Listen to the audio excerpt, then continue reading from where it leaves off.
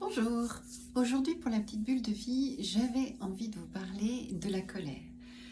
De la colère en fait comme moyen de pression et comme moyen de pouvoir. Alors nous vivons dans une société patriarcale, ça je ne vais pas vous l'apprendre, vous le savez. Et en fait les enfants garçons ont été élevés un petit peu à ce que les choses leur soient dues. Alors on peut voir ça dans les couples qui se reforment, même si c'est des couples jeunes, où en fait les tâches ménagères, d'emblée, si les choses ne sont pas remises en place, et ben, inconsciemment, en fait l'homme va se reposer sur la femme et la femme va s'activer dans tous les sens. On peut le voir aussi par rapport au salaire et au partage dans un couple. Est-ce qu'on partage proportionnellement au salaire ou est-ce qu'on va partager en deux tous les frais, par exemple, etc. Donc en fait, il y a ces choses-là.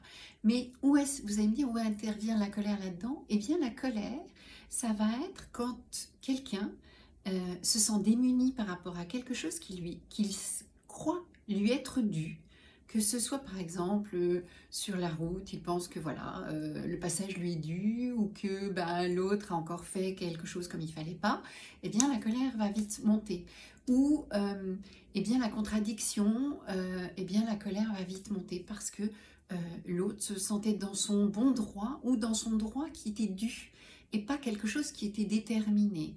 La colère va être aussi là dans la contrariété, quelle qu'elle soit, et on va retrouver en fait cette colère comme le fait de vouloir reprendre le pouvoir avec cette espèce d'autorité inconsciente qui va se transformer en colère, ou ça m'était dû, c'était quelque chose qui me revenait, ou c'est quelque chose auquel j'avais droit, ou c'est quelque chose...